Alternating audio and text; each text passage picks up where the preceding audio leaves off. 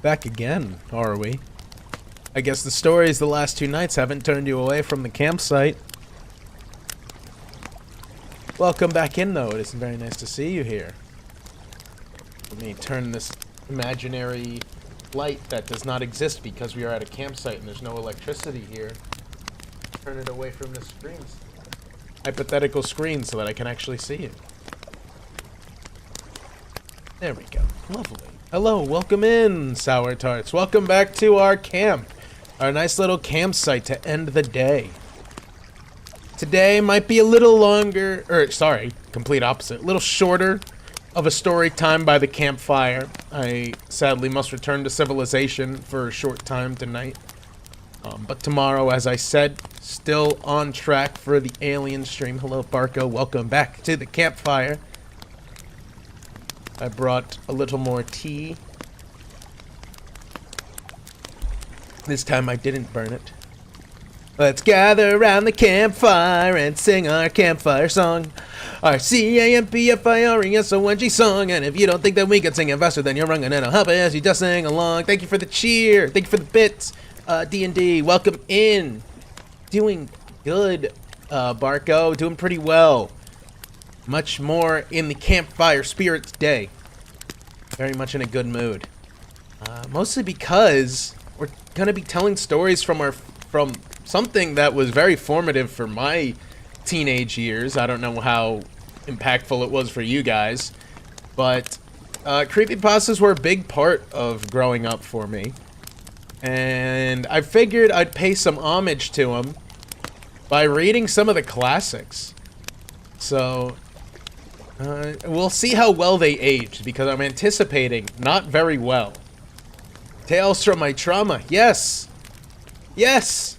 You know, funnily enough, breaking the campfire bit here, I actually, the week I had planned was originally not gonna be a campfire. What I originally had planned was I would so if you guys have seen Charlie Brown, so Charlie Brown is a very important cartoon to me because I just watched it growing up and all that shit. But it's not exactly niche. I'm not, you know, claiming that it'd be like, oh, underground cartoon you guys never heard of. But so Charlie Brown is very important to me, and I was going to take this week to talk about. I was going to take Lucy's little psychiatrist stand, the one that says like the doctor is in 5 cents, and that was gonna actually be my setting here. And I would do like every day I streamed this week would be like a different. Hold on, let's see if the finger tracking gets it. Trauma. For stuff like that. So like, you know how they have like childhood trauma, or like I don't want to say childhood trauma because that's way different than what I'm going for. But like, stuff that just really stuck with you in a scary kind of way growing up. I wanted to do stuff like that every day. So talk about like the weird CGI and like Courage the Cowardly Dog or other stuff like that. Like along that vein, just creepy stuff from when you were a kid that has stuck with you now to adulthood. That was the original idea. But then I had the idea, like, I think I mentioned it yesterday or the day before, but like 3 hour Ahuj! Welcome in, Nick Ramos! Welcome in. I had the idea, instead of doing that I would do end of summer camping trip, and then I would tell stories. And the stories would be stuff like Tuesday, sorry, when we were reading bad fan fiction. Yesterday when we were reading like cryptid encounters and ghost stories and mysterious disappearances. And then today, like we're reading creepypastas, and then tomorrow our finale is talking about alien encounters, and I talk about my personal UFO alien encounter. You get any response from the job applications? No. That's why I'm camping. I'm actually homeless now. No, sadly, no job applications. No job application responses, I should say. I applied to a lot, but none have responded back to me. But I don't know of a better creepypasta to start with than the OG. At least the OG for me. Which is Jeff the Killer. This was, I think, sorry about all the clanking. I'm trying to stand my phone up so I could still read chat. There we go. Okay. Yeah, so, Jeff the Killer was probably, Jeff the Killer's pretty good. Well, we'll see about that because we're going to read it for the first time in probably like, what? This is going to be the first time I've read Jeff the Killer in probably at least 10 years, maybe longer. So we're going to see how well it stands up. Stands to the test of time. Adjusting so my second screen has both chat and Jeff the Killer copypasta, or creepypasta on it. Russian sleep experiment? Ooh, that would be a good one to get to, too. And then, Barco was nice enough to send me a nice little, Pokemon creepypasta. We'll probably get to later. Like I said, I won't be able to do a long stream today, so I'm probably gonna get right into it. Usually I do a little yapping before I get into it, I know. But, I do have kind of like a deadline today, so this is probably only gonna go till about 7 p.m. EST, so we got about 2 hours here today together. But we'll make the most of it. And then tomorrow, we'll see if you guys are up late or early. I don't know, depending on time zones. It's gonna be 10 p.m. EST. 10 p.m. Eastern time tomorrow. We're doing Alien Stories by the Campfire, and that'll be our little finale. Bad thing Soviets tried, it didn't work like the Creepypasta Soldiers Company. Yeah, I vaguely remember the Russian sleep experiment, and I think it's pretty similar to the Stanford experiment, isn't it? Whatever, we'll get into that when I read it. But for now, let's sit and hold hands and read Jeff the Killer. Or actually, you guys can sit there and, I don't know, get cozy, make some s'mores by the fire here, and then I'll read it to you. Okay. Wet my whistle a little bit.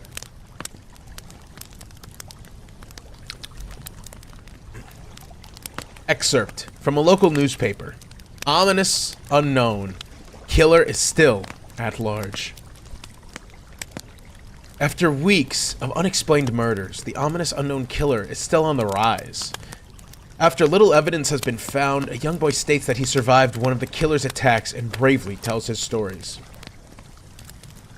I had a bad dream one night, and I woke up in the middle of the night, says the boy. I saw that for some reason the window was open, even though I remember it being closed before I went to bed. I got up and shut it once more. Afterwards, I simply crawled under my covers and tried to get back to sleep. That's when I had a strange feeling, like someone was watching me. I looked up and nearly jumped out of my bed. There, in the little ray of light illuminating from between my curtains, were a pair of two eyes. These weren't regular eyes. They were dark, ominous eyes. They were bordered in black and just plain out terrified me. That's when I saw his mouth, a long, horrendous smile that made every hair on my body stand up. The figure stood there, watching me. Finally, after what seemed like forever, he said it.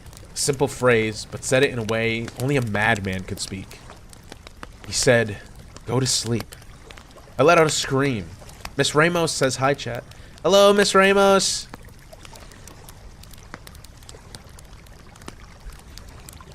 He said, "Go to sleep."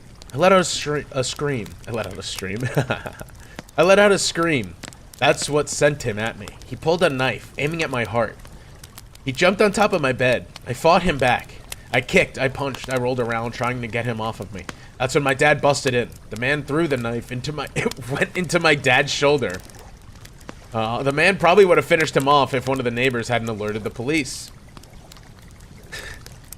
Yeah, that's an impressive throw to get the knife into the dad's shoulder in one go. They drove into the parking lot and ran towards the door. A man turned and ran down the hallway. Or the man turned and ran down the hallway. I heard a smash, like glass breaking. As I came out of the room, I saw the window was pointing towards the back of my house. Had been broken. I looked out of it to see him vanish into the distance. I can tell you one thing, I will never forget that face, those cold, evil eyes, and that psychotic smile. It will never leave my head. Police are still on the lookout for this man. If you see anyone that fits the description in the story, please contact your local police department. Jeff and his family had just moved into a neighborhood. Into a new neighborhood. His dad had gotten a promotion at work, and they thought it would be better to live in one of those fancy neighborhoods. Jeff and his brother Liu couldn't complain, though. A new, better house. What was not to love? So we're getting unpacked. One of their neighbors came by.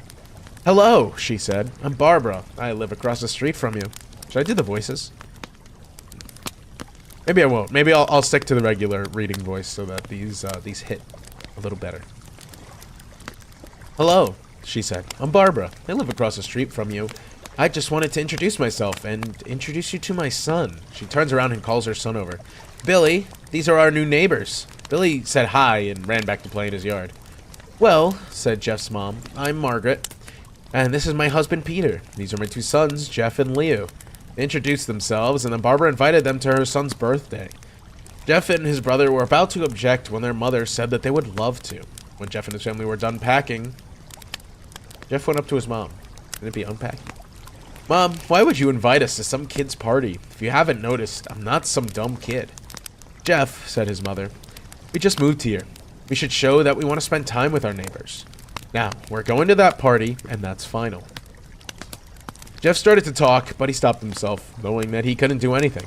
Whenever his mom said something, it was final. He walked up to his room and plopped down on his bed. He sat there, looking at his ceiling. Suddenly, he got a weird feeling. Not so much a pain, but a weird feeling. Dismiss it as just some random feeling. He turned to his mother. He heard his mother call him down to get his stuff, and he walked down to get it. The next day, Jeff walked down the stairs to get breakfast and got ready for school. As he sat there, eating his breakfast, he once again got that feeling. This time, it was stronger. It gave him a slight tugging pain. But once again, he dismissed it. As he and Liu finished breakfast, they walked down to the bus stop.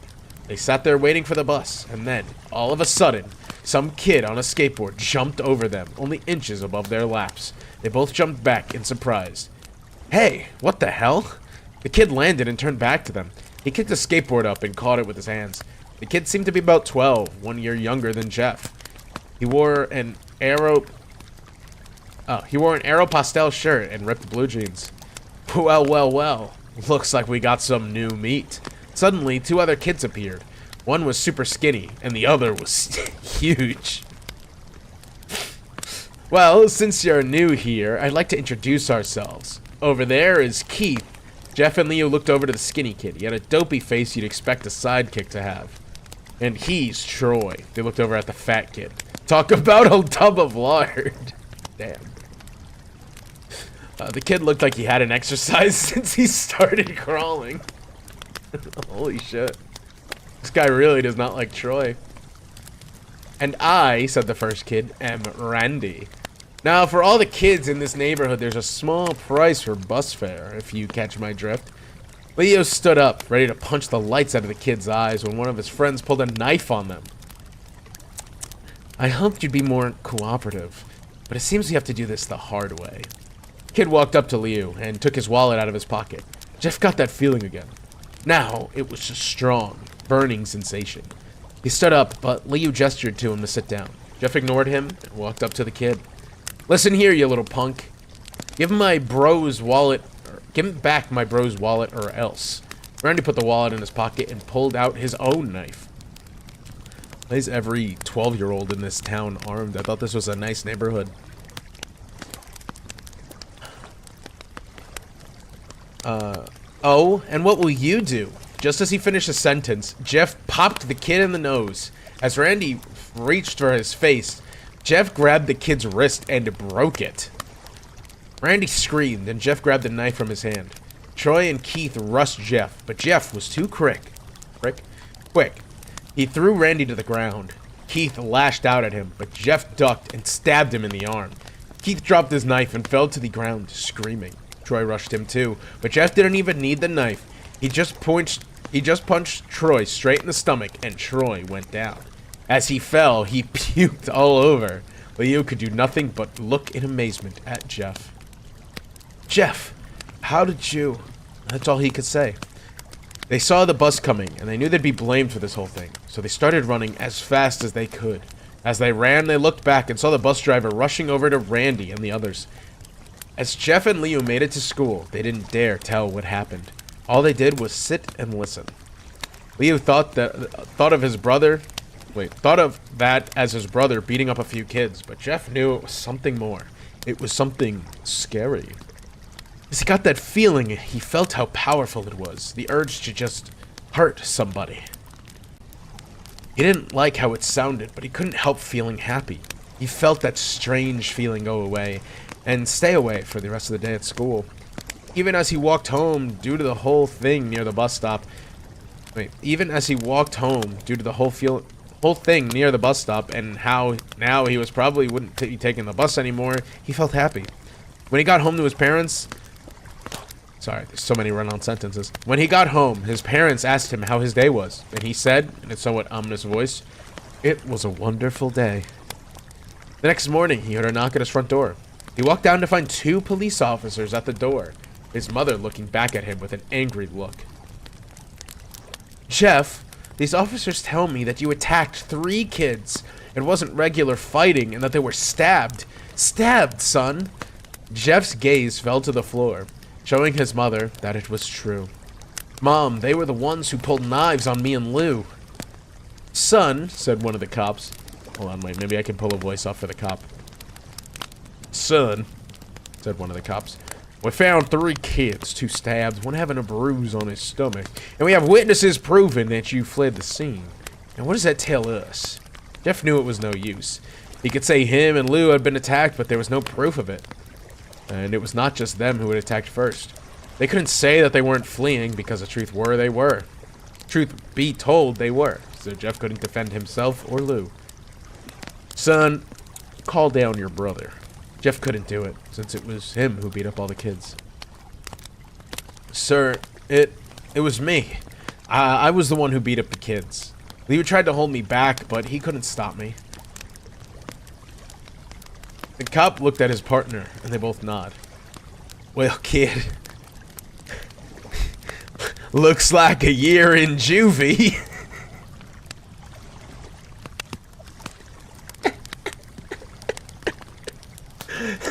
They do sentencing on the spot in this town. That's how high class it is.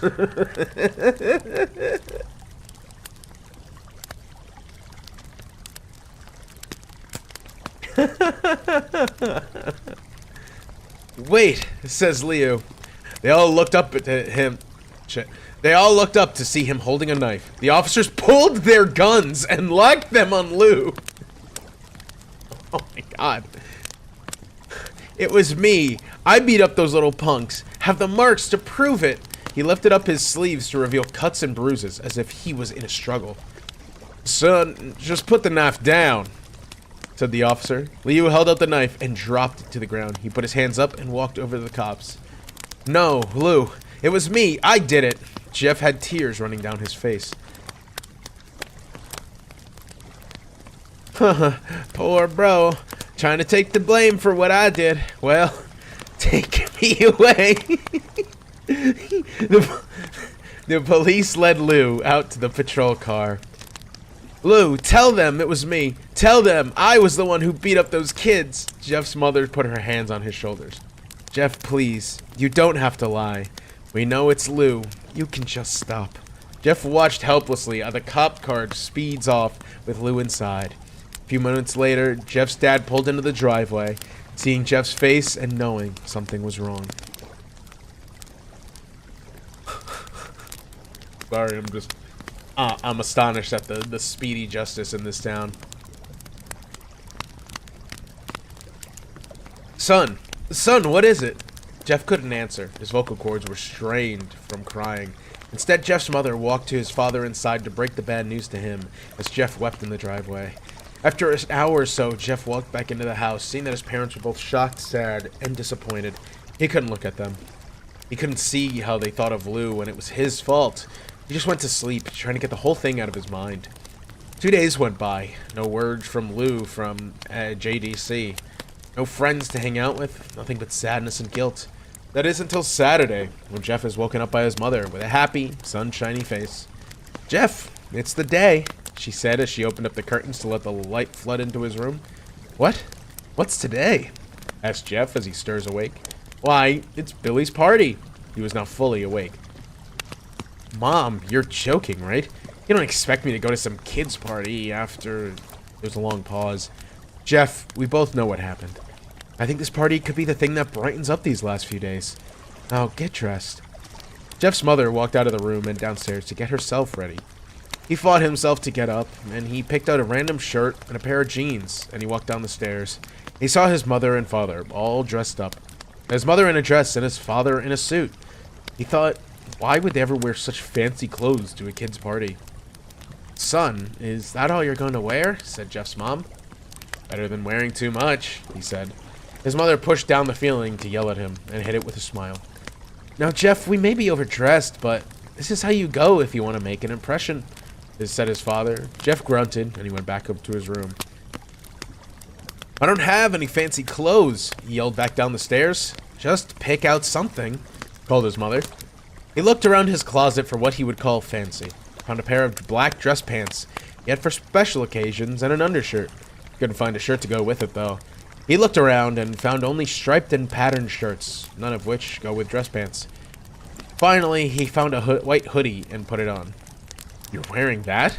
they both said. His mother looked at her watch. "Oh no, it's time to change. Or, no time to change. Let's just go," she said as she herded Jeff and his father out the door. They crossed the street over to Barbara and Billy's house. They knocked on the door, and it appeared that Barbara, just like his parents, way overdressed. They walked inside. All Jeff could see were adults, no kids. "The kids are out in the yard, Jeff. How about you go meet some of them?" said Barbara. Jeff walked outside to a yard full of kids. They were running around in weird cowboy costumes and shooting each other with plastic guns. Might as well be standing in a Toys R Us. Suddenly, a kid came up to him and handed him a toy gun. "Hey, wanna play?" he said. No, kid, I'm way too old for this stuff." Kid looked at him with that weird puppy dog face. "Please," said the kid. "Fine," said Jeff. He put on the hat, and he started to pretend to shoot at the kids. At first, he thought it was totally ridiculous, but then he started to have fun. It may have not been super cool, but it was the first time he had done something that took his mind off Lou. So he played with the kids for a while, until he heard a noise. A weird rolling noise. And it hit him. Randy, Troy, and Keith all jumped over the fence with their skateboards. That's incredible height to get with a skateboard. You're jumping a good 10, 12 feet off the ground. That's incredible. Jeff dropped the fake gun and ripped off the hat. Randy looked at Jeff with a burning hatred. "Hello. Jeff, is it?" he said. "We have some unfinished business." Jeff saw his bruised nose. "I think we're even. I beat the crap out of you and you got my brother sent to JDC. Randy got an angry look in his eyes. "Oh no, I don't just go for even. I go for winning." Honestly, kind of a hard line, I'll be honest. "You may have kicked our asses out one day, but not today." As he said that, Randy rushed at Jeff. They both fell to the ground. Randy punched Jeff in the nose, and Jeff grabbed him by the ears and headbutted him. Jeff pushed Randy off him, and both rose to their feet. Kids were screaming, and parents were running out of the house. Troy and Keith both pulled guns out of their pockets. What the fuck? What kind of 12-year-olds are carrying guns? This is supposed to be a nice neighborhood. What the fuck? "No one interrupts. Our guts will fly," they said. Who's they? Did multiple people say that exact sentence? Randy pulled a knife on Jeff and stabbed it into his shoulder. Jeff screamed and fell to his knees. Randy started kicking him in the face. After 3 kicks, Jeff grabs his foot and twists it, causing Randy to fall to the ground. Jeff stood up and walked towards the back door. Troy grabbed him. "Needs some help?" He picks Jeff up by the back of the collar and throws him through the patio door. As Jeff tries to stand, he is kicked down to the ground. Randy repeatedly starts kicking Jeff until he starts to cough up blood. That is internal bleeding. Internal bleeding. No, I didn't say that. Internal bleeding. I think he's having a bigger issue. "Come on, Jeff. Fight me." He picks Jeff up and throws him into the kitchen. Jandy? What the fuck? Randy sees a bottle of vodka on the counter and smashes the glass over Jeff's head. "Fight!" He throws Jeff back into the living room. "Come on, Jeff. Look at me." Last chance to look at me, Hector. Jeff glances up, his face riddled with blood. "I was the one who got your brother sent to JDC, and now you're just gonna sit here and let him rot there for a whole year? You should be ashamed." Jeff starts to get up. "Oh, finally. You stand and fight." Jeff is now to his feet, blood and vodka in his face. Sounds like a Saturday night, am I right, boys?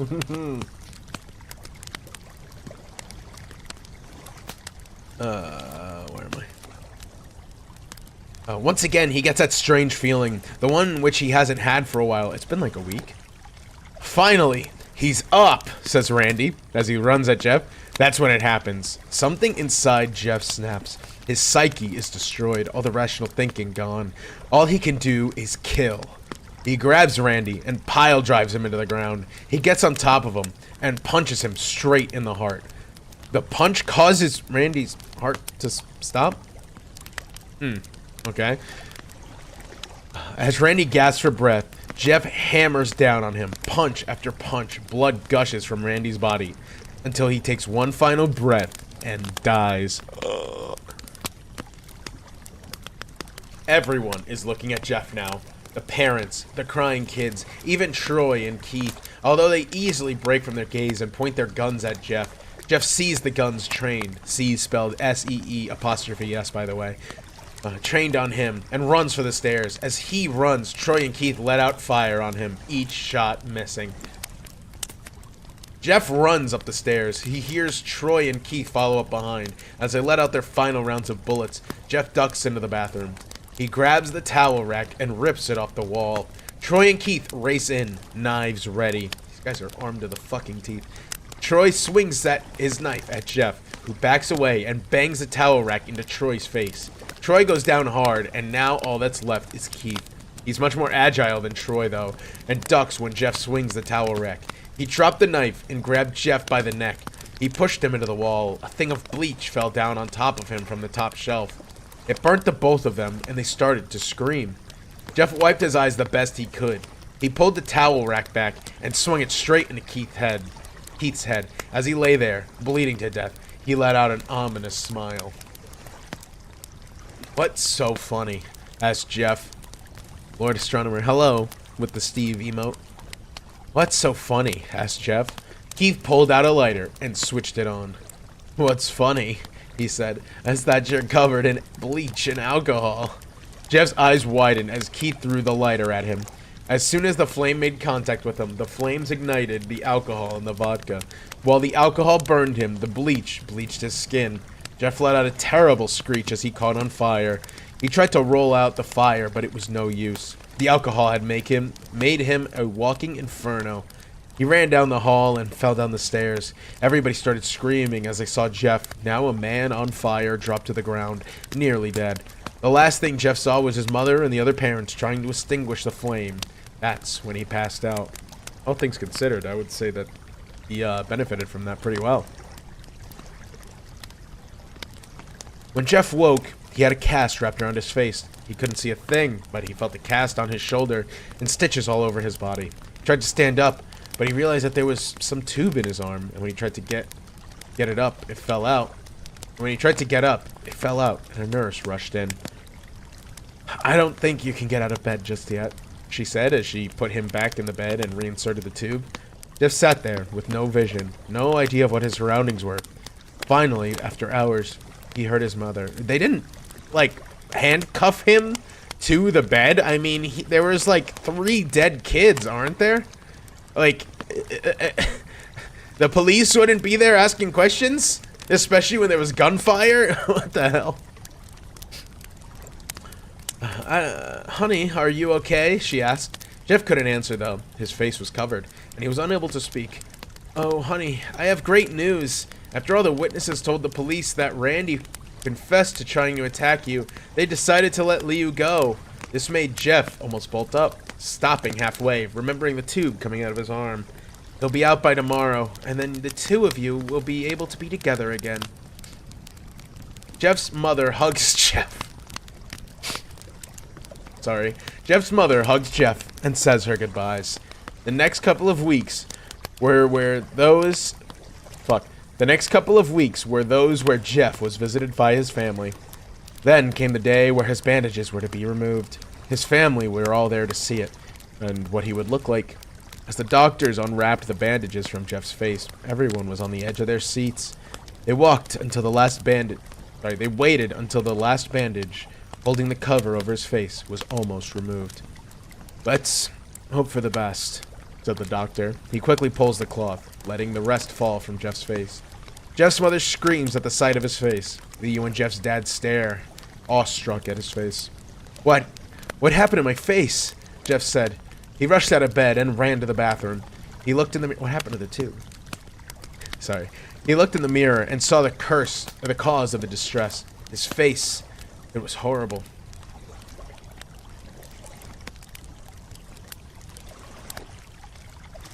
Shit, I lost my place. Apology. His face. It was horrible. His lips were burnt to a deep shade of red.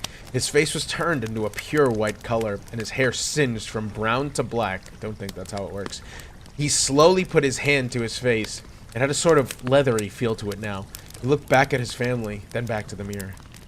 Jeff, said Liu, it's not that bad. Not that bad, said Jeff. It's perfect. His family was equally surprised. Jeff started laughing uncontrollably. His parents noticed that his left eye and hand were twitching. Jeff, are you okay? Okay. I've never felt more happy. Look at me. This face goes perfectly with me. He couldn't stop laughing. He stroked his face, feeling it, looking at it in the mirror. What caused this? Well, you may recall that when Jeff was fighting Randy something in his mind, his sanity snapped. Now he was left with this crazy killing machine. That is, his parents didn't know.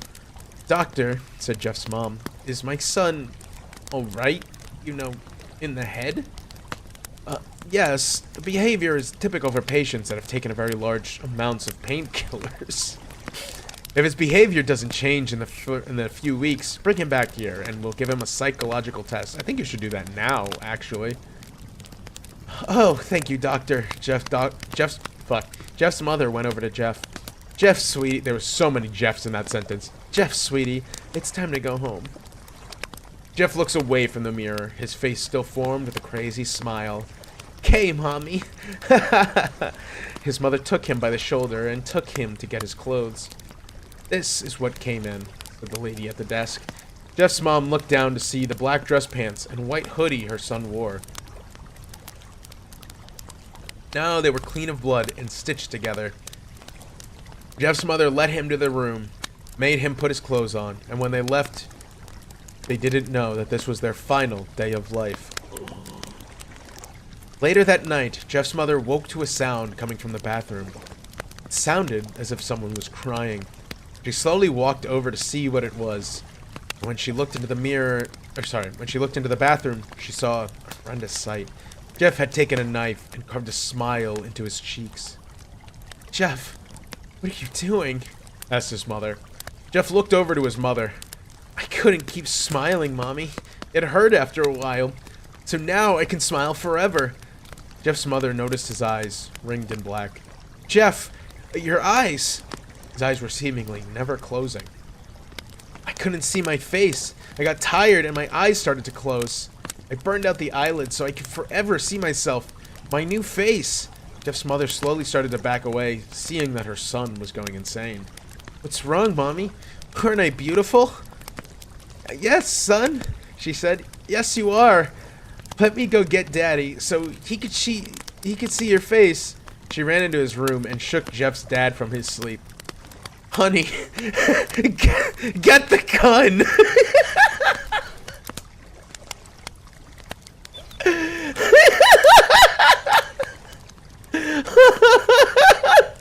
Get the gun. What an appropriate reaction to your son having a mental breakdown. Honey, lock and load.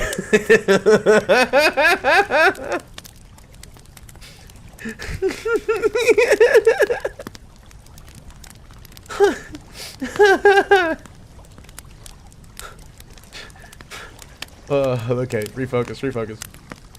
Honey, get the gun.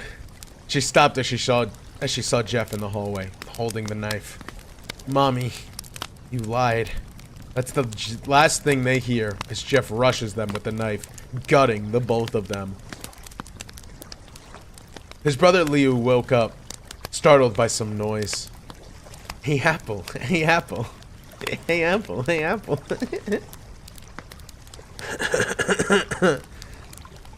His brother Liu woke up, startled by some noise. He didn't hear anything else, so he just shut his eyes and tried to go back to sleep. As he was on the border of slumber, he got the strangest feeling that someone was watching him. He looked up before Jeff's hand covered his mouth. He slowly raised the knife, ready to plunge it into Lou. Lou thrashed here and there, trying to escape Jeff's grip. Shh, Jeff said. Just go to sleep. Wasn't that just that? I can't believe that that was what I was terrified of growing up. Like, just thinking about it now, I get that I'm much older, but Jesus. Hey, Apple. Hey, Apple. Well, we failed. Load shotgun. Don't look, honey. Just look at the flowers, Jeff. Just look at the flowers. I don't know. I don't remember it being that, like, laughable, almost. I feel bad saying that, but, like, my goodness.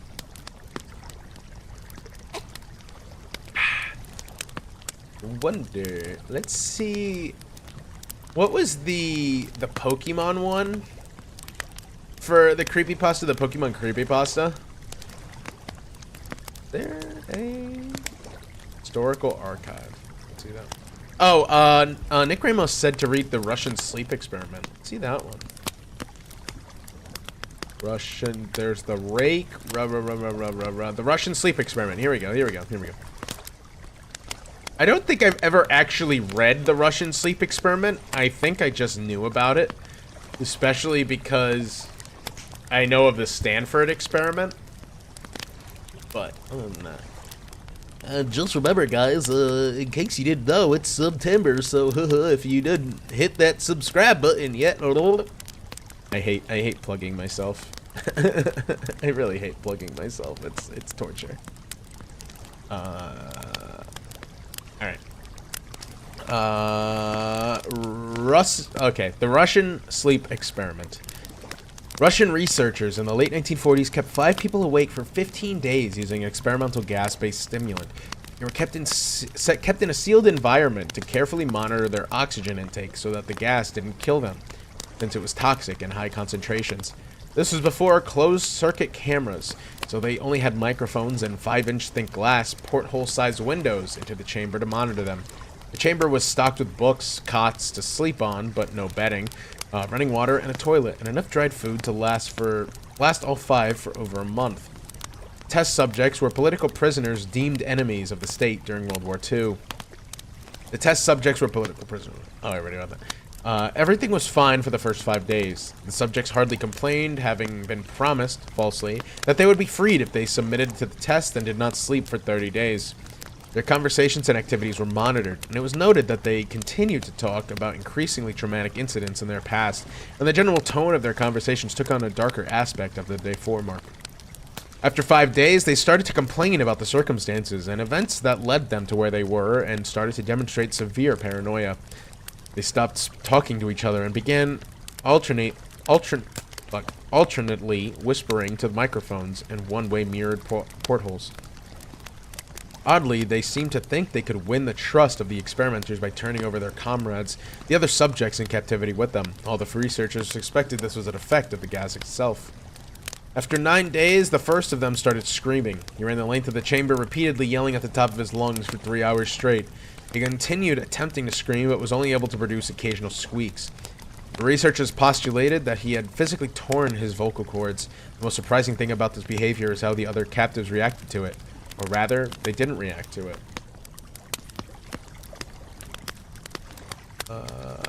They continued whispering into the microphones until the second of the captives started to scream.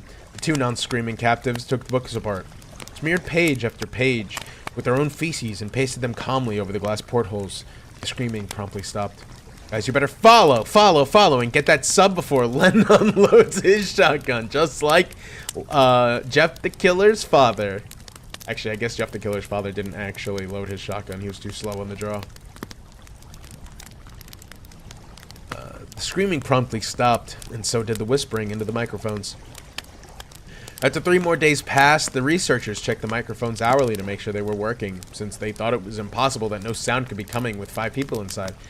The oxygen consumption in the chamber indicated that all 5 must still be alive. In fact, it was the amount of oxygen 5 people would consume at a very heavy level of strenuous exercise. On the morning of the 14th day, the researchers did something they would not do to get a reaction from the captives. They used the intercom inside the chamber, hoping to provoke any response from the captives. They were afraid, either dead or vegetables. They announced, "We are opening the chamber to test the microphones. Step away from the door and lie flat on the floor, or you will be shot. Compliance will earn you your immediate freedom." To their surprise, they heard a single phrase in a calm voice respond, "We no longer want to be freed." Debate broke out amongst the researchers and the military forces funding the research. Unable to provoke any more response using the intercom, it was finally decided to open the chamber at midnight on the 15th day. The chamber was flushed of stimulant gas and filled with fresh air, and immediately voices from the microphones began to object. 3 different voices began begging, as if pleading for the life of loved ones, to turn the gas back on. The chamber was opened, and soldiers sent in to retrieve the test subjects. They began to scream louder than ever, and so did the soldiers when they saw what was inside. 4 of the 5 subjects were still alive, though no one could rightly call the state of any of them in life. Food rations past day 5 had not so much had been touched. There were chunks of meat from the dead subject's thighs and chest stuffed into the drain in the center of the chamber, blocking the drain and allowing 4 inches of water to accumulate on the floor. Precisely how much of the water on the floor was actually blood was never determined. All 4 surviving test subjects also had large portions of muscle and skin torn away from their bodies. Destruction of flesh and exposed bone on their fingertips indicated that the wounds were infected by hand, not with teeth, as the researchers initially thought. Closer examination of the position and angles of the wounds indicated that most, if not all of them, were self-inflicted. The abdominal organs below the rib cage of all 4 test subjects had been removed. Ooh. While the heart, lungs, and diaphragm remained in place, the skin and most of the muscles attached to the ribs had been ripped off, exposing the lungs to the rib cage. All the blood vessels and organs remained intact. They had just been taken out and laid on the floor, fanning out around the eviscerated but still living bodies of the subject. The digestive tract of all 4 could be seen to be working, digesting food. It quickly became apparent that they were digesting their own flesh that they had ripped off and eaten over the course of days. Most of the soldiers were Russian special operatives at the facility. Still, many refused to return to the chamber to remove the test subjects. They continued to scream to be left in the chamber, and alternatively begged and demanded that the gas be turned back on, lest they fall asleep. To everyone's surprise, the test subjects put up a fierce fight in the process of being removed from the chamber. One of the Russian soldiers died from having his throat ripped out. Another was gravely injured by having his testicles ripped off and an artery in his leg severed by one of the subject's teeth. Another 5 of the soldiers lost their lives if you count the ones that committed end-game leave lobby in the weeks following the incident. In the struggle, one of the 4 living subjects had his spleen ruptured and he bled out almost immediately. The medical researchers attempted to sedate him, but this proved impossible. He was injected more than 10 times the human dose of morphine derivative and still fought like a cornered animal, breaking the ribs and arms of one doctor. When heart was seen to be beat for a full 2 minutes after he bled out to the point where there was more air in his vascular system than blood. Even after it stopped, he continued to scream and flail for another 3 minutes, struggling to attack anyone in reach, and just repeated the words "more" over and over, weaker and weaker, until he finally fell silent. The surviving 3 subjects were heavily restrained and moved to a medical facility. 2 intact vocal cords continuously begging the gas, demanding to be kept awake. The more injured of the 3 was taken to the only surgical operating room the facility had. In the process of perpetuating the subject to have his organs placed back within his body, it was found that he was effectively immune to the sedative they had given him to prepare him for the surgery. He fought furiously against the restraints when the anesthetic gas was brought out to put him under. He managed to tear most of the way through the 4-inch wide leather strap on one wrist, even though the weight of a 200-pound soldier is holding that wrist as well. It took only a little more anesthetic than normal to put him under, and the instant his eyelids fluttered and closed, his heart stopped. In the autopsy, the test subject that died on the operating table, it was found that his blood had triple the normal levels of oxygen. His muscles that were still attached to his skeleton were so badly torn, and he had 9 broken bones in his struggle. He had broken 9 bones in his struggle to not be subdued. Most of them were from force of his own muscles exerted onto them. Second survivor had been the first of the group to start, or first of the group of 5 to start screaming. His vocal cords were destroyed and he was unable to beg or object to surgery. He only reacted by shaking his head violently in disapproval when the anesthetic gas was brought near him. He shook his head when someone suggested, reluctantly, that they tried surgery without anesthetic, and did not react for the entire 6-hour procedure of replacing his abdominal organs and attempting to cover them with what remained of his skin. The surgeon presiding stated repeatedly that it should be medically possible for the patient to still be alive. One terrified nurse assisting the surgery stated that she had seen the patient's mouth curl into a smile several times whenever his eyes met hers. Sorry. When the surgery ended, the subject looked at the surgeon and began to wheeze loudly, attempting to talk while struggling. Assuming this must be something of drastic importance, the surgeon had a pen and pad fetched so the patient could write out his message. It was simply, keep cutting. The other 2 test subjects were given the same surgery, both without anesthetic as well. Although they had been injected with a paralytic for the duration of the operations, the surgeon found it impossible to perform the operation, while the patients laughed continuously. Why is my hand doing that? Sorry about that.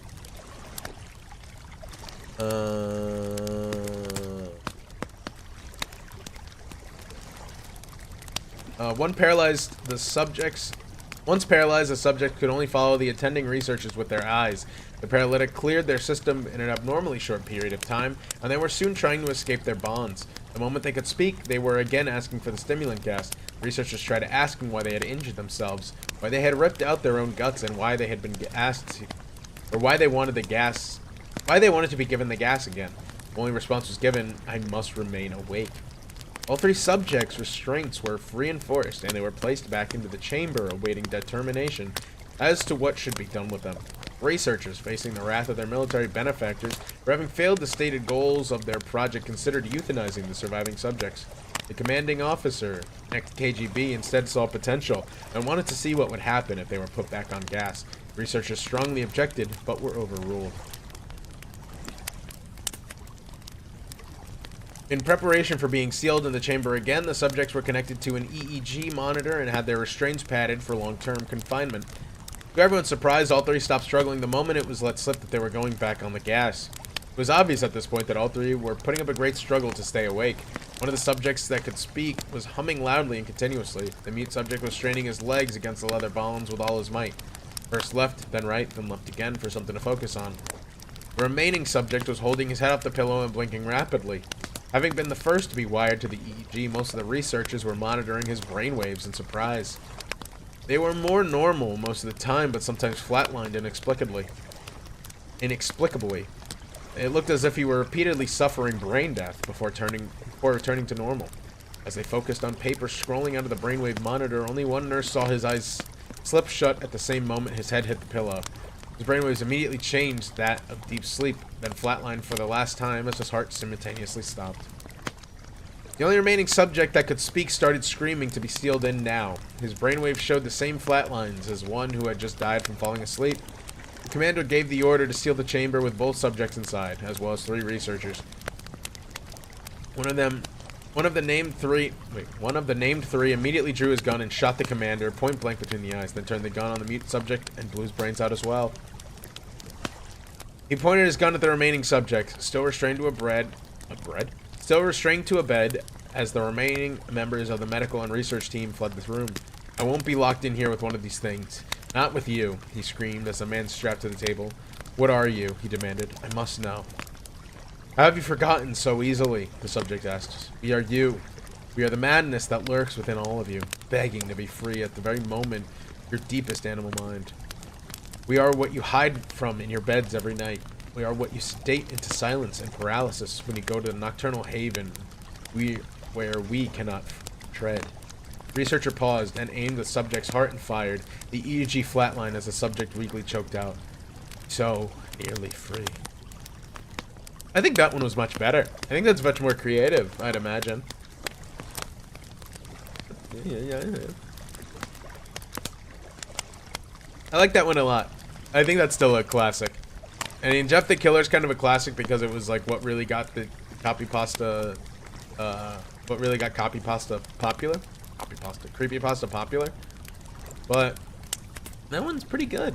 I think that was pretty good. It had some weird things in it, but I think it's still. I'm gonna run to the bathroom real quick. I'm gonna go pee in the lake real quick. Grab some snacks, and I'll be right back.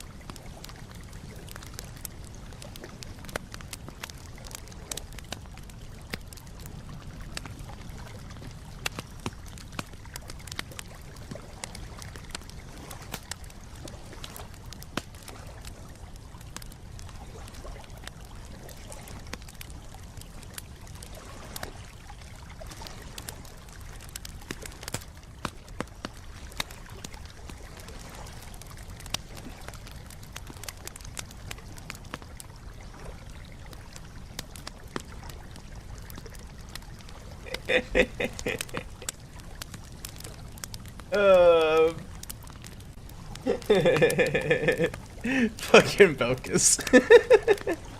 I ran to the bathroom and I was like, oh shit, I gotta get my streak over on Irium for Belkus, and then she immediately fucking yeah, nah, hi Belkus. Hi. Oh wait, I hear myself in your stream, ew! That's what I sound like?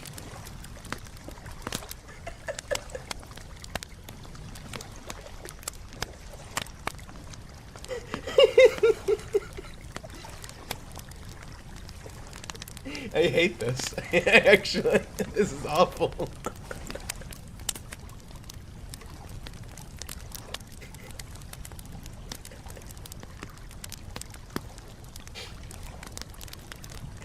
Alright, I think Belkus wins. I have to tap out. I can't stand hearing myself.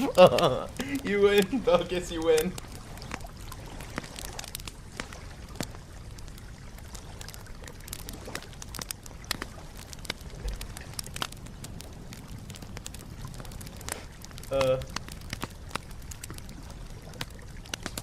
You know what? How about this?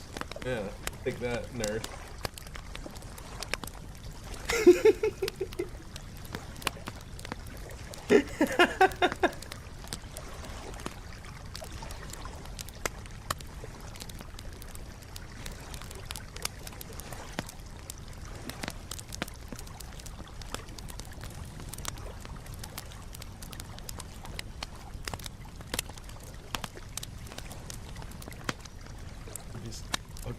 Alright, I got it.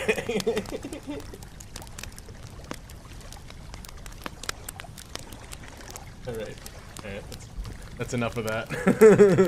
Thank you, Belkus. Love you.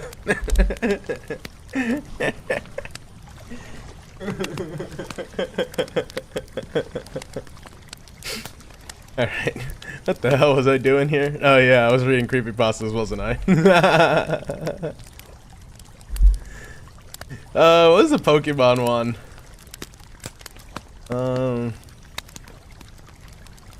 Oh, there's a bunch of Pokemon one. There are a bunch of Pokemon one.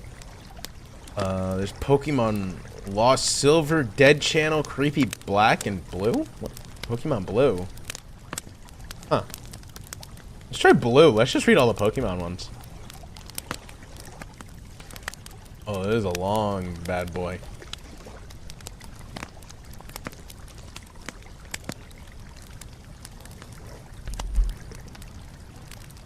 Alrighty, hold on. Okay. Pokemon Blue. I love Pokemon. It was the first game I ever really got into when I was young, maybe 16 or 17. Yeah, there's a lot of Pokemon. Maybe 16 or 17, and it stayed with me as I grew up. I always thought I'd play Pokemon all my life, because I could never be... I almost misspoke there. Because I can never be... Fuck! I can never put it down. It just has that effect on you. You probably already know what I mean, right? I guess I was a bit older than the average Pokemon fan when I got my hands on the first game, which I remember being a copy of Pokemon Blue. Like a million other kids that year, I received it as a fuck. Wow, I can't read today. I received it as a Christmas gift. Across the country, countless Pokemon games were being unwrapped. That very morning, they all came from the very same factory in Japan, crafted together by the same hands. We're all stuck in shiny new Game Boy handhelds and turned on for the very first time. I remember I had the biggest smile on my face when I began my adventure, nestled beside the Christmas tree, decked out in full winter pajamas. Selected Bulbasaur as my starter, caught a Pidgey, and caught a Caterpie. I brought my strong 3-man through the first couple of gyms without a hitch. I thought everything was going well. Brock and Misty were a piece of cake. Bulbasaur is easy mode.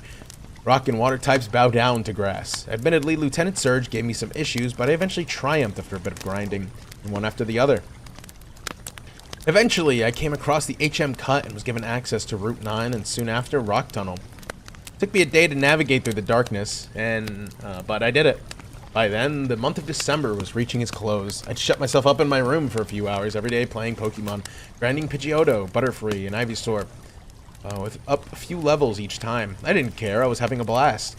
A friend of mine even traded me a Sandslash and a Charmander, or for a Charmander, which brought my team up to 4 strong. I didn't think the game could get any better. Then I set foot into Lavender Town. For a few seconds, I stared at my Game Boy screen as the color scheme turned to gloomy. Music began playing and I made a face. Lavender Town's melody was melancholic and sad, completely unlike all the other themes I'd heard so far. I immediately realized this place was something else, something the developers wanted to set down apart from the rest. I didn't know other reasons they would have gone to the lengths they did to make Lavender Town seem so dark. Haunting music followed me to every building, even the Pokemon Center. No longer smiling, I waited impatiently for Nurse Joy to heal up my pals, and the depressing sounds wore on. I felt they'd never end. Having hung around Lavender Town long enough, I made my way to the western exit. Everything was going according to plan until I realized I majorly goofed and forgot to check out the town's main feature, the Pokemon Tower. Lying on my bed, I pulled the Game Boy close to my face and squinted. Pretty much everything was hard to see because the Game Boy obviously didn't have a backlight. So I turned on my room's lamp and glanced out the window. It was maybe 9 or 10 p.m. about then. Everyone in my house was going to be heading to bed soon. Excuse me. Sorry about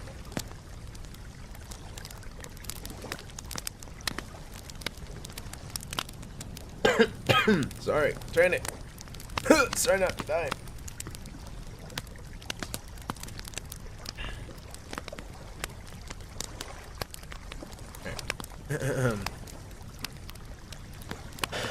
I decided to play on. As I walked into the Pokemon Tower and talked to the depressed NPCs, I began to lose some of my focus. My eyelids were getting heavy, and I was hitting buttons subconsciously.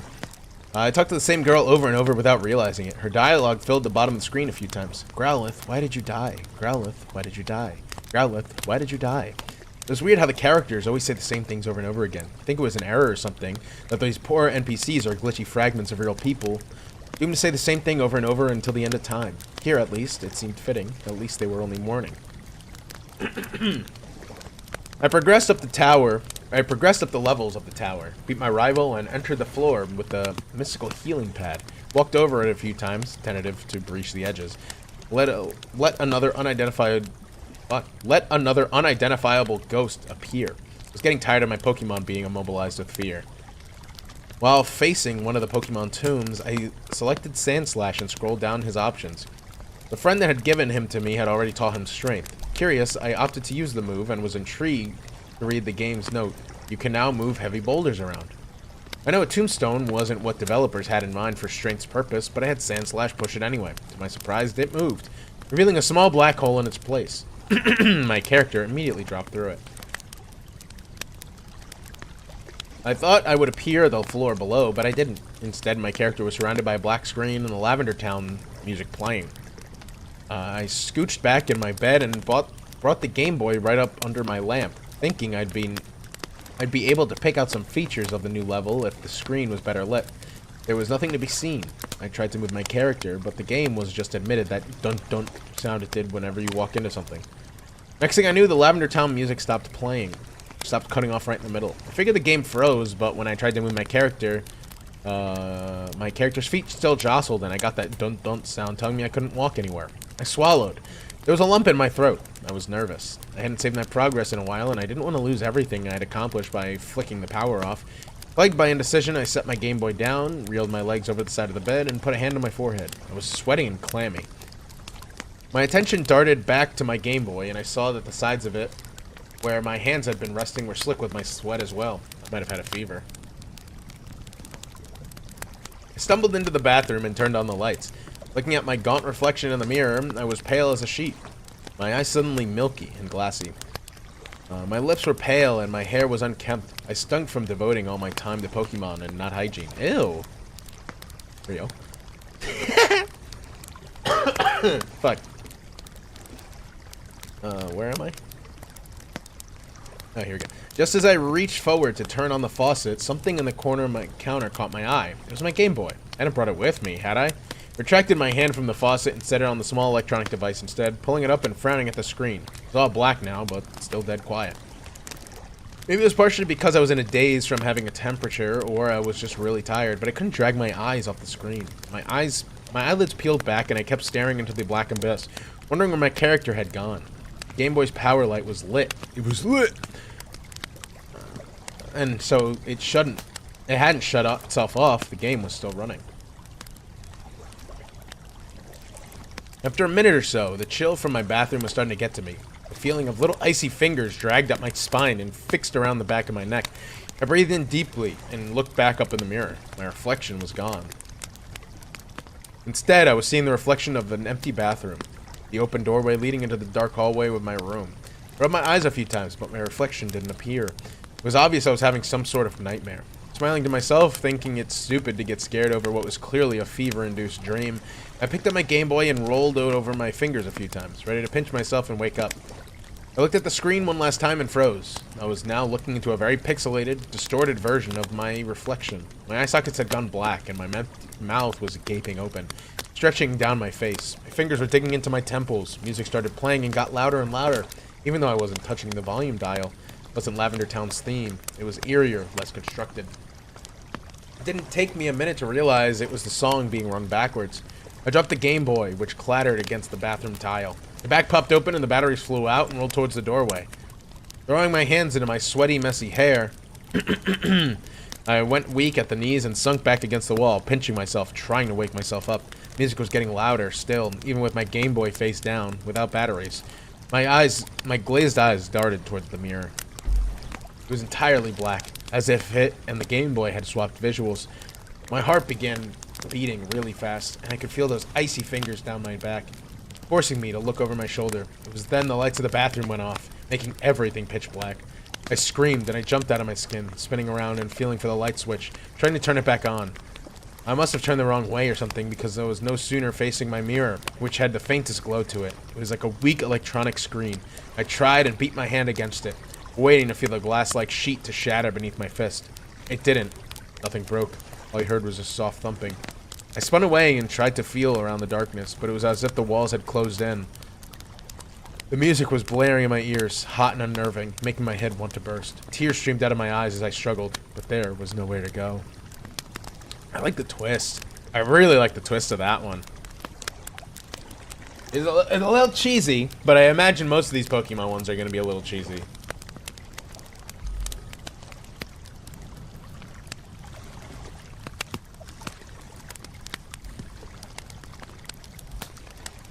I love how wonky my hands get whenever I try to adjust my headset. Oh, please hold.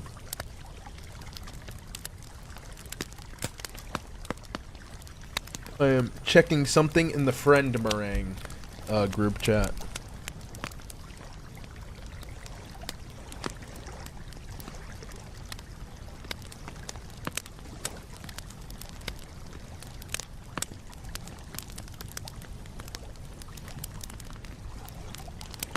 Alright. Way Gochi. Way Gochi. Alrighty. That one's not that bad. I don't think I ever read that one. Oh, wow. I didn't realize my body was contorted like that.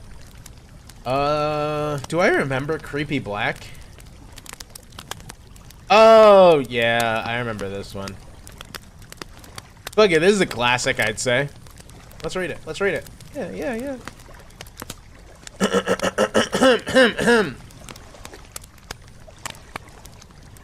I'm what you would call a collector of bootleg Pokemon games. Pokemon Diamond and Jade, Chaos Black, etc. It's amazing the frequency with... Do you guys hear that beeping? Like a truck backing up by chance? It's very loud to me. I don't know if it's picking up for you guys.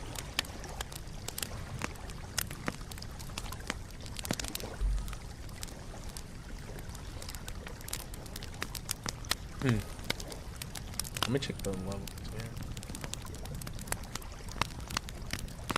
Oh dear, don't look at that. Oh, looks like not. Okay. Okay, we'll continue. It's amazing with the frequency with which you can find them at pawn shops, Goodwill, flea markets, and such. My Goodwill has fucking jack shit. It took me like 3 visits to find a pair of ripped up shorts that I could use for work. They're generally fun, even if they are unplayable, which they often are. The mistranslations and poor quality make them unintentionally humorous. I've been able to find most of the ones I've played online, but there's one that I haven't seen any mention of. I bought it at the flea market about 5 years ago. It's a picture of the cartridge. I thought this campsite was far from civilization. Listen, isn't that what we all try to do, is get far away from civilization? But whenever we try, civilization just finds its way to us. Isn't that just what happens sometimes? You did kind of hear it. Fuck. Hey, can you guys stop cutting down trees? I'm trying to have a campsite here. Damn, so rude. Well, that's actually funny. The fucking... the beeping stopped once I said that.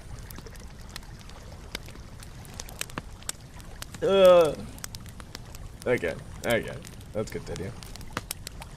I've been able to find most of the ones that I played online, but there's one that I haven't seen any mention of. I bought it at a flea market about 5 years ago. Here's a picture of the cartridge in case anyone recognizes it. Unfortunately, when I moved 2 years ago, I lost the game, so I can't provide you with any screen caps. Sorry. Likely story. The game started with a familiar Nidorino and Gengar intro of Red vs. Blue. Red vs. Blue. Yeah. Them dirty blues.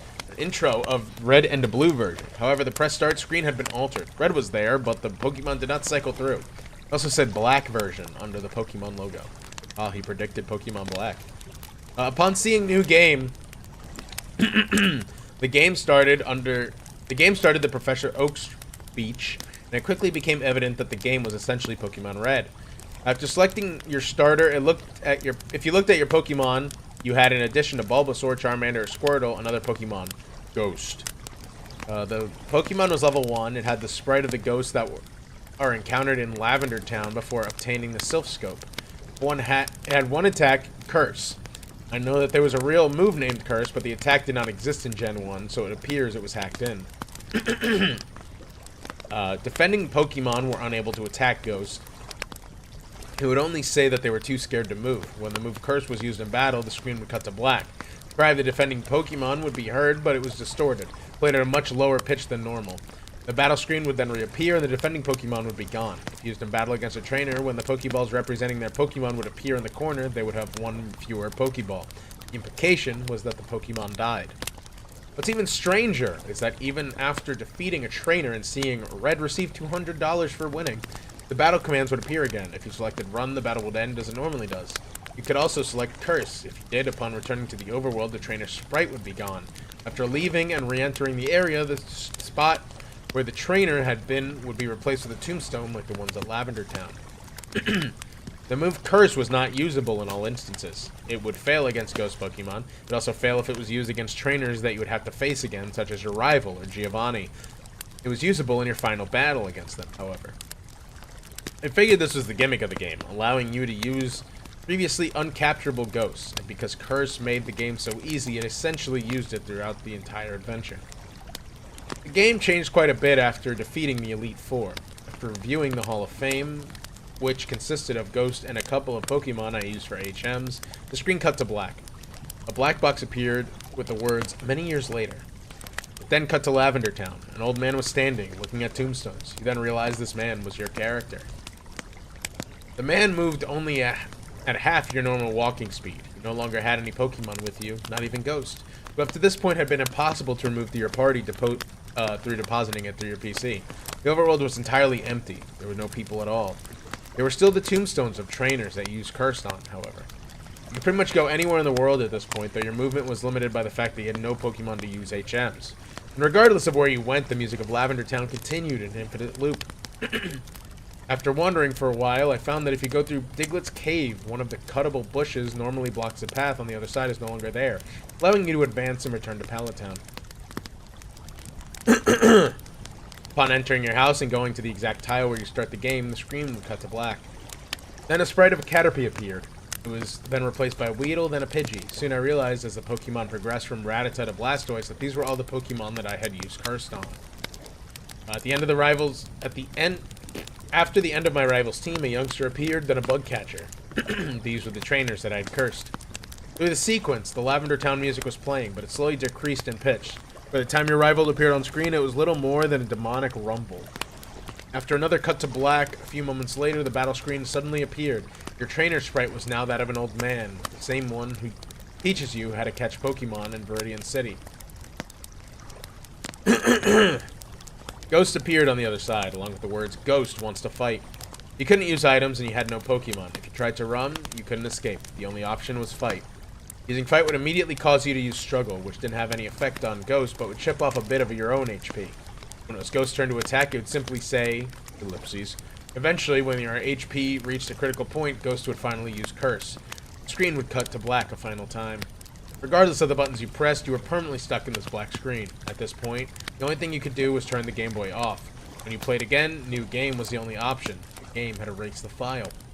I played through this hack many, many times, and every time the game ended with this sequence. Several times I didn't use Ghost at all, though he was impossible to remove your party. In these cases, it didn't show any Pokemons or trainers, and would simply cut to the climactic battle with Ghost.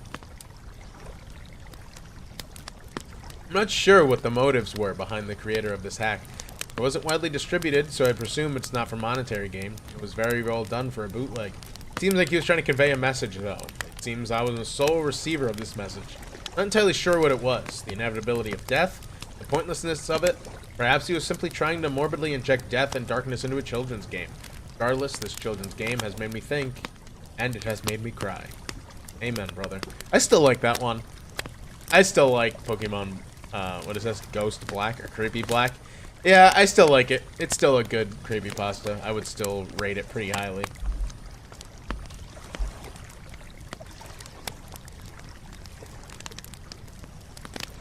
Oh, why did I bump that?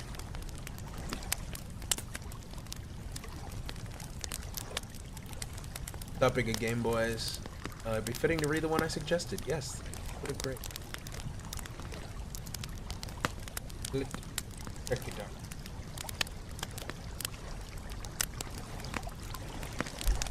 Let me find out. Is that it? Alright. Let's see if I can get the. Nope. Don't want that. Hopefully you guys can't see me going on Twitter right now.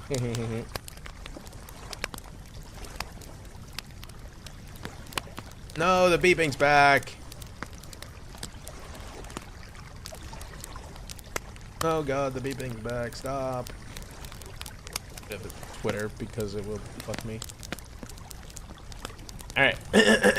Submitted by good old Barco Warco. Game Boy Advance SP Blue Edition. Yes. Game Boy Advance SP. Sorry. Should I read this most part? Let's just read this. I don't know if I should read that top part. No, let's not read the top part. Let's just read the story. It all started 53 years ago, back when I was a fully grown little boy. What? Interesting start.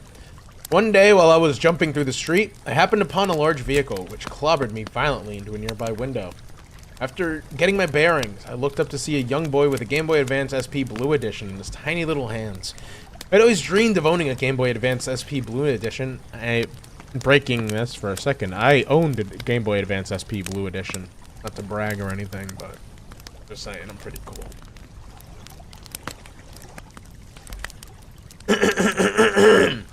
My family could barely even afford gold.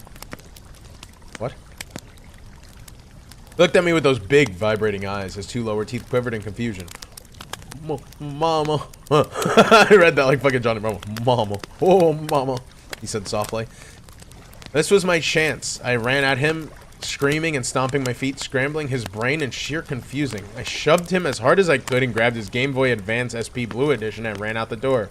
Leapt back down the street towards my home. I pulled the door open by its big, smelly handle. I let myself in quietly. I snuck past my many parents and shut myself into my room. I had finally made it. Finally, a Game Boy Advance SP to call my own. I will have to keep it hidden from my family. I shouldn't ever allow them to know.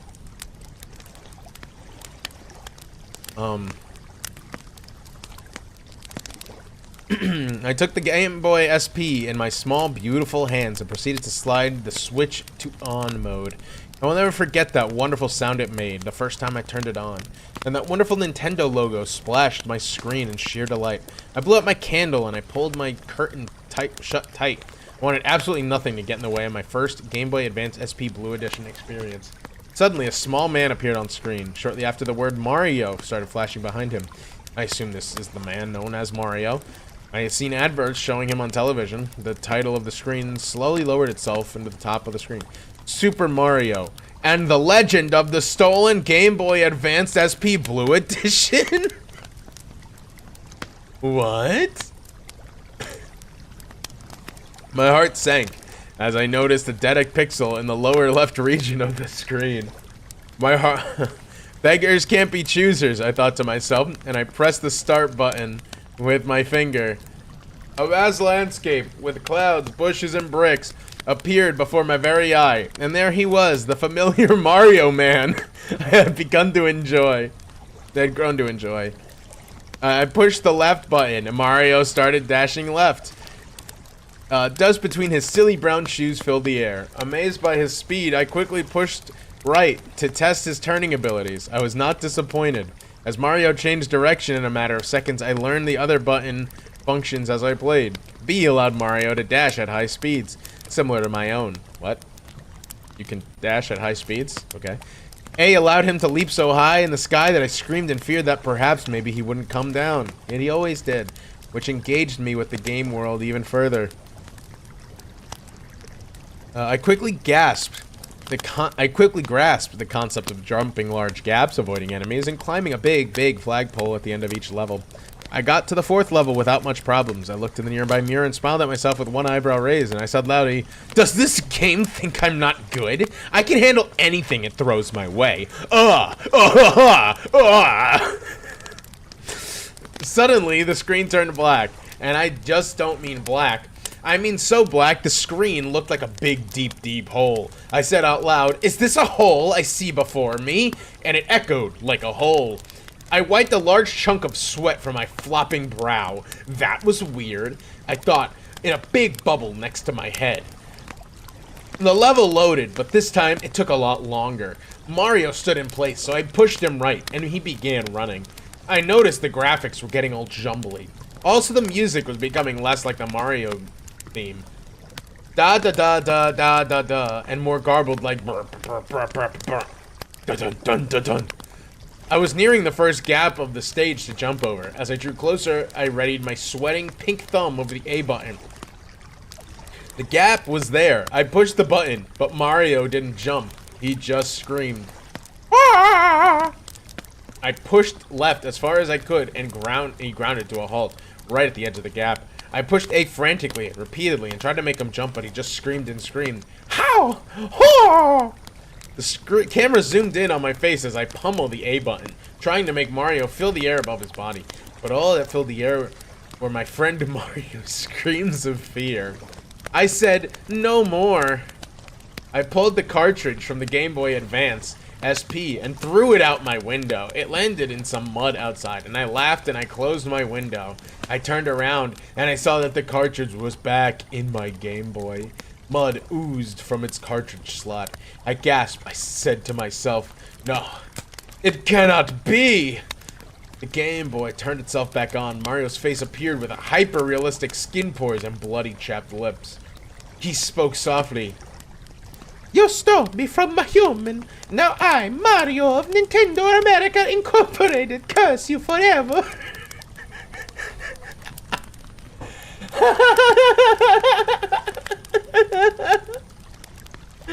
Oh, that was probably the worst Mario impression I might have ever put onto this platform.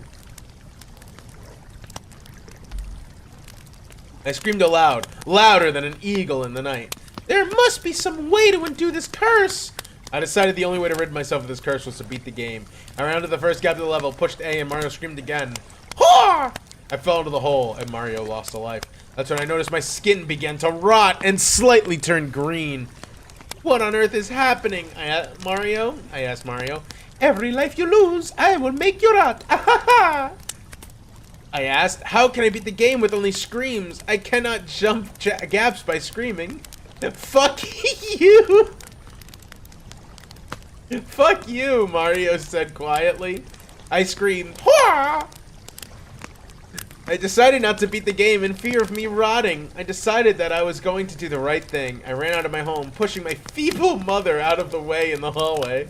I ran down the street to the boy's house. Thunder bellowed and rain pitter-patted on my crying face. Finally, I reached the house. I leaped up to the boy's window and let myself in. The room was dark. "Boy," I asked. "Boy, are you there?" I turned the light switch. The room lit up. So many people dressed in black. They all cried softly. "Who the flip are you people?" I asked with tears running down my chinny chin chin. "We are this boy's family," a woman replied. I was his mother. She pointed in the center of the room where a small white coffin was suspended over a hole. My heart sank. In his house? "Is your boy inside that box?" I asked with an eyebrow raised and a finger on my chin. "Yes, a crazed person broke into our home, ravaged our son, and stole his childhood by killing him." Everything went slow. I dropped to my knees. I held the Game Boy tight in my clenched fist. "Could this be my fault?" I asked myself politely. The mother walked over to me with a big, fat tear in her eye. She told me, "It really means a lot that a stranger would let himself into our home to pay respects to a boy he didn't know. I'm sure you two would have gotten along great." She then pointed to the priest and said, "Please lower our child into the earth now!"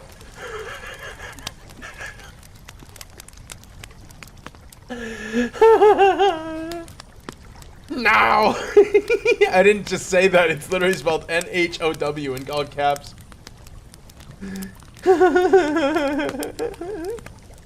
The priest did just that. He pulled a lever with a shiny red ball on it. The coffin started going down. I shoved the mother from me and I sprinted towards the coffin. I jumped on that coffin and the rope snapped. I began falling into the earth with the child inside. I heard the screams from his family echoing above. I pried the coffin open as we fell and I shoved the Game Boy into his tiny cold mouth. "Free of this curse, child!" I screamed at the top of my head. I noticed that we weren't hitting the bottom, and the darkness in the hole reminded me of the dark I saw in the Game Boy. Could this be what I saw before? From the darkness, a floating black and white head of Mario appeared. He said to me, "In this hole you shall fall with the dead body of a child." Oh shit, wait, I should read that as Mario. "In this hole you shall fall with the dead body of a child." Wah! And then he Gaussian blurred away. "What I get for stealing, I guess," I said as I shrugged. Suddenly, Mario appeared again. He said, "Wow, it sounds like you learned your lesson. You'll now be free. Bye." Smiley face. He clicked his mustache. I was back in my room. I looked over my bed with the Game Boy Advance SP Blue Edition was gone. My mother opened the door and said, "My son, my beautiful son, I make you eggs on toast." She threw it in my bed and left with a smile on my face. I realized maybe stealing not okay. I looked at the sky and said, "Thank you, Mario inside Game Boy. Everything would be alright." And although the child remained permanently dead, his mother could always play his Game Boy Advance SP Blue Edition to remember his by. Thanks to me. I mean, how do you beat a story like that? Like, that's just golden there. I mean, that's just, what the hell? Like, that shit's fucking golden.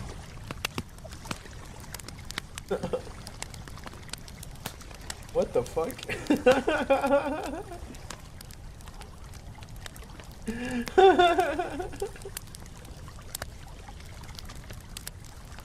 Barco, I have to ask you, where the fuck did you find that?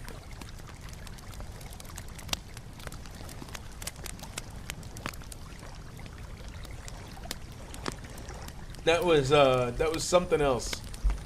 I swear.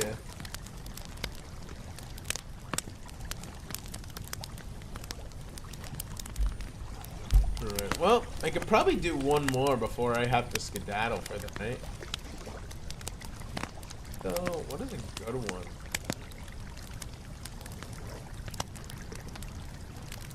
Go to B. I know there's one I haven't a few years ago. Damn.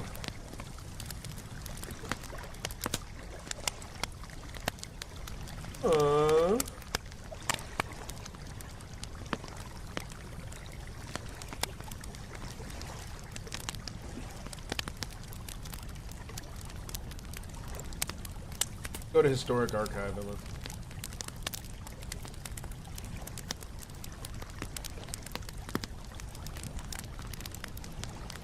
Trying to see if there's one that I don't remember and that like rings a bell. I think that'll be the one we hit on.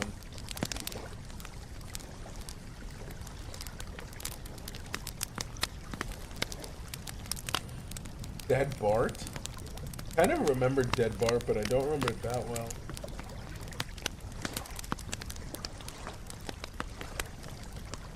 The At Love Pass isn't really creepypasta, that's just something that happened. Ed and Nettie Lost Episode? Oh, let's do the Ed and Nettie Lost Episode. We didn't do any Lost Episode shit yet. So I think we can do this one. I was between this and the Rugrats one, but the Rugrats one's like a theory. I want the Lost Episode. Let's do it. Alright, so we do Ed and Nettie Lost Episode, and then I send you guys off somewhere to go misbehave in someone else's chat. Hem.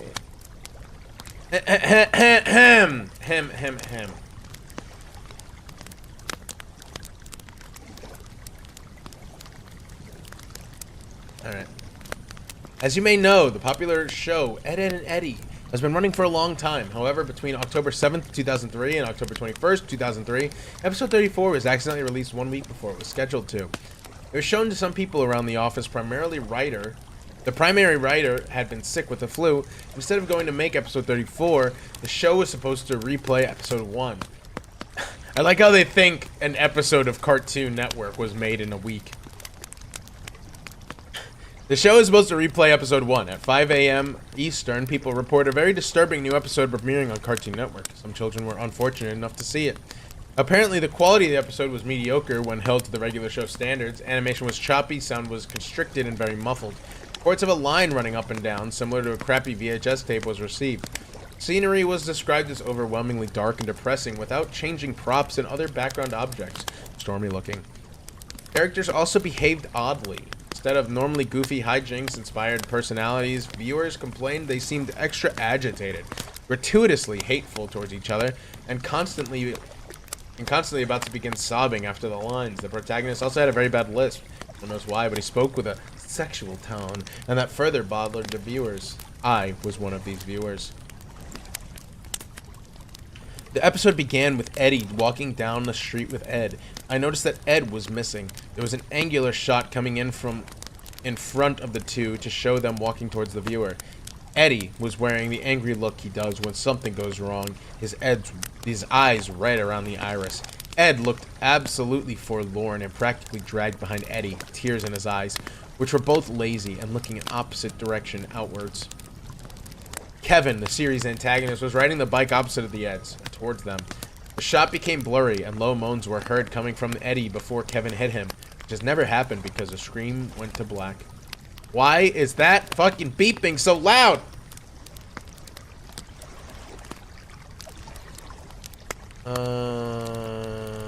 The screen then snapped back and Kevin was again headed towards Eddie. The screen was so blurry this time that I saw a green blob headed towards the yellow one. Again, a low moan. Only this time it sounded like there was a microphone was broken and a loud static came, greatly overshadowing the moan. Oh. A claymation sequence of Double D sleeping in Eddie's bed came up. Honestly, it may have been just the abruptness, but I jumped and shivered. Waking up and getting out of bed, he moved oddly around the circular room, the fast pitter-patter of footsteps only being the only audio, sorry. Step sounds were very clear as I was shown a bird's eye view of him scampering around the room. There were no visible doors. Ed began screeching, sounded like a fisher cat, as he moved wildly around the cellular room faster and faster until the screen began blurring again. The purple room's colors swallowing a now orange blur. An extreme close-up of Eddie's front door sat in absolute silence for a maddeningly long time. At least 2 minutes of dead silence and a door. Next we see Jimmy and Sarah at a door of some sort. Probably oral? What? Next we see Jimmy and Sarah at a doctor. Oh. Oops. Next we see Jimmy and Sarah at a doctor of some sort. Probably oral. Jimmy, obstructed in view by a hanging lamp, is crying loudly with Sarah trying to comfort him in an unusually warm fashion. It hurts, Sarah. It hurts. Suddenly the door of the room is smashed open by a new character, a dentist. His face isn't shown because he wasn't tall enough to out of the shot. Sarah was escorted out of the room. Jimmy was shown. His headgear was mangled. His front bent upward, stretching his lip very high, tearing proportions. The front of his gums were trickling blood, and his teeth were missing. The disturbing part was that he had both arms and legs. What? He had lost both arms and legs beforehand, apparently. That's something big to fucking glaze over. And he sat a paraplegic. I almost cried as I came to the conclusion the others had beaten him up and bent his headgear. He didn't fucking think about what took his arms and legs? The camera stayed on his mangled face for a few seconds, still as a picture, silent as ever. Commercials came on. We are instantly assaulted with a very hairy Rolf in his darkened shed, fisting the cow repeatedly! What? What? What?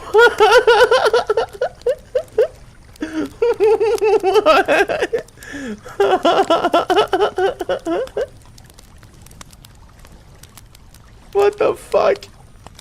This used to scare people? The visual loops and gets blurry yet again as the scene pans out. Naz is reading a magazine on her couch. The quality is now perfect. Eddie is now alone without Ed. The quality declines worse than before as he's still walking. The sun now lightening the mood somewhat as he smiles and begins running. The door is shown again and we see through Eddie's eyes as he reaches out and opens it. His house is nice and bright, but a very badly played violin is blaring. The only audio in the scene as he makes his way through the house, and he opens the door to his room. Johnny is shown under Naz's couch cushion as he crawls out on all fours in a comedic way and pops up behind her, still oblivious. I laughed because someone forgot to draw his eyes, and I thought of a mole. Suddenly I stopped laughing as he started swallowing her head, still in a cartoonish fashion, of course, but this was different. He and she stayed like this until she started kicking and struggling. Johnny held her like this until she went limp. Zoom in on his face revealed extremely small human eyes. Double D was laying on Eddie's floor, no longer in claymation. The camera showed Eddie's house for the remainder of the episode for about 3 minutes, and the next program began on the spot. What the fuck? Why are we afraid of this? Why was this what scared people in the early 2010s? And like the late 2000s?